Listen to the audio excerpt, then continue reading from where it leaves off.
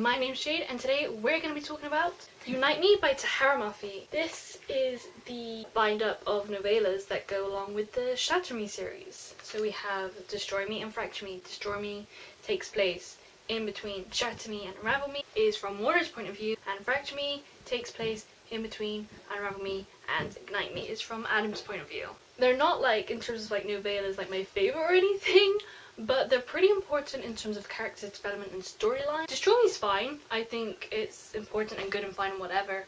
Fracture Me I have a couple issues with. What I'm going to do is I'm going to put times down below where I start talking in spoilers about Destroy Me and Fracture Me, so if you've read one but not the other, you can skip to the one that you want to watch in spoilery detail. Overall, they're alright. Destroy Me I think is really important. They're both important, you should read both of them, but Fracture Me annoys me, so ugh. I read Destroy Me a really long time ago, and so I can barely remember what happens. Great. If you don't want to be spoiled for Destroy Me, that's what I'm going to start talking about now. Warner. I didn't like Warner in Shatter Me, if you could not tell. He still reminds me of Clancy. There's a lot of parallels. As of right now, I have read both of these. I've read Shatter Me and I've read Unravel Me, so that's where I am. Having read Shatter Me, Destroy Me and Unravel Me, there's a lot of similarities. He still reminds me of Clancy, which is probably one of the biggest reasons why I'm kind of like hesitant towards him. I still don't fully trust him.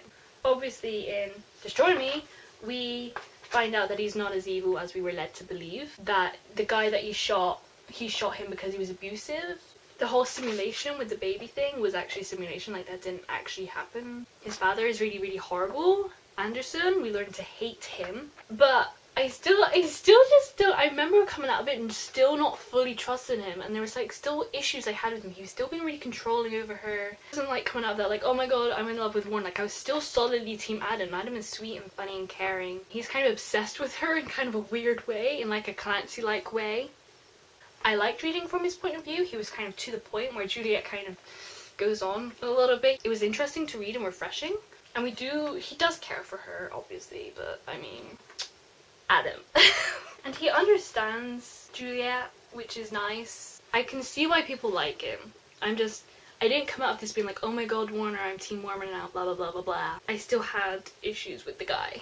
The big thing is we learn that he's not evil and he's not as horrible as we're led to believe, that we've been misunderstanding him, but that doesn't mean absolutely everything he did is okay. Like he's still killing people, like he's still part of the re-establishment if nothing else.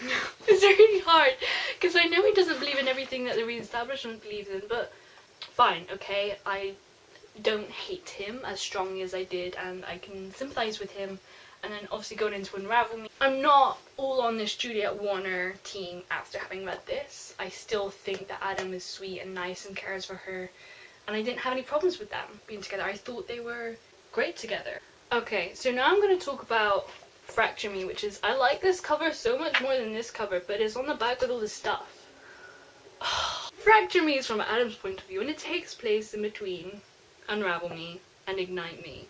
Kind of. It's kind of the end of Unravel Me, so you have to have read Unravel Me to read Fracture Me. So from now on I'm going to be spoiling both Unravel Me and Fracture Me. So if you haven't read either of those, then leave. Adam keeps second doubting her, and he keeps being like, oh, what does he say? He says some really horrible things. What? Like Juliet will probably puke. What else does he say? He says horrible stuff. Juliet has never done this before. If it were up to me, she'd be back at base with James, where I know she'd be safe. But she wouldn't listen to me, even if I asked her to. Kenji and Castle are blowing smoke up her ass when they shouldn't, and honestly, it's dangerous. It's not good to make her think she can do this kind of thing, when really it'll probably get her killed. Yeah! And it doesn't feel like Adam. It feels kind of out of character. But it's weird, because sometimes it was worried and he didn't want to get her hurt, and he was like, she shouldn't have to see this. And I was like, oh, you're so sweet. But then no, he would say stuff like that, and just clearly doesn't know how hard she's been training, how hard she's been following, and what she's been capable of. He doesn't believe in her at all. And I don't know how I feel about that. I'll get into it in a second. What else happens? Oh, yeah, he's kind of almost lying to her. Like, when in Unravel Me, she thought she killed Kenji, he goes running up to her and says, it wasn't you, I don't know how, but it wasn't you. he starts talking about how it might have been her and how he doesn't know what happened and it was probably her. Of course she's not okay. Of course she didn't get much sleep last night. Last night she almost killed one of her closest friends. She just started trusting herself and not being afraid of herself. Now she's back to where she started. I get why he's doing it. He cares for her. He doesn't want to upset her. He doesn't have faith in her. Like, he doesn't know it's her, and it's so frustrating because we know it's not her. And everyone just keeps blaming her, and Kenji's really mean to her, and I just feel so bad for her. He talks about how she repeats herself sometimes and he doesn't realise she's doing it. I'm like, no kidding. Try being in her brain for however long we've been in her brain. And then he gets really mad at the whole Warner's gone and like gets mad at Castle and Kenji and he calls them idiots, and he's so angry and he's just not nice. But I feel like he's hurting and he's not okay. Like, Jade kind of broke his heart, so I mean he has every right to be mad.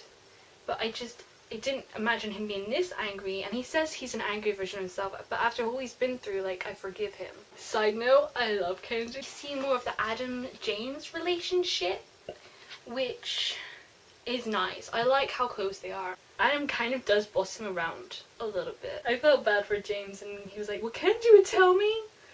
Yeah, Kenji would tell him. And then we have the whole, James comes first, blah blah blah.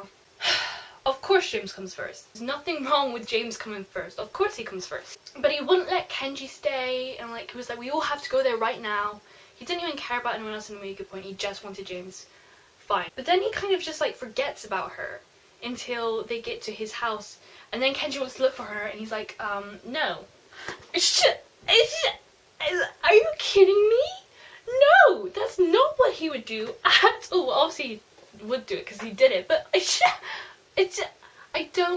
where has this come from? Like, this is so sudden. Up until this point, he's done nothing but care for her, done nothing but go purposely out of his way to try and help her. Like, he cares for her. Like, just because we're not gonna be together, she's not in any immediate harm. Like, he hates Warner, I thought, so I thought the fact that she was with Warner would sicken him. The thing is, both of the novellas point very much into the direction that we should be Team Warner and not Team Adam. Both of them. We learn to like Warner and we learn to dislike Adam. That's probably who she wants Juliet to end with. It makes me sad, honestly, because I love Adam and I feel like she's just bashing Adam. Some of it fine, like he's angry and stuff, but I can get over that and forgive him. But he just forgets about her. And then we find out that she's dead, and his reaction was just very underwhelming, I thought. This is someone that he loves. Like, he's been nothing but saying, like, I can't live without you, we have to make this work, we have to make this work. And he keeps saying it.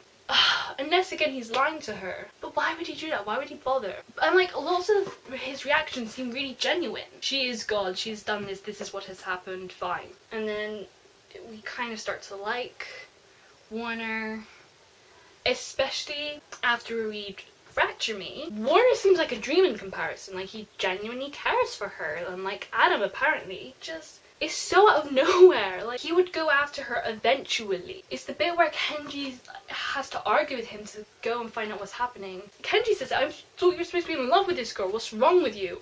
What is wrong with you? Snap out of it. And we do find out she's dead, and his reaction just isn't that big of a deal. He's just kind of like, oh.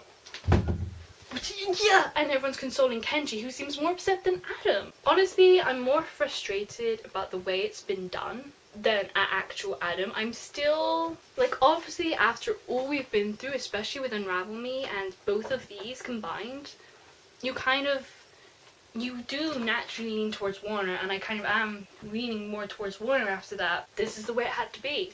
I like Adam, and I feel like it's unfair to his character. But that's life. That is going to be all for this video. Thank you so much for watching. I hope you have an amazing afternoon, evening, / night. My name's Jade. I hope I'll see you again next time. Bye! Unite. No. These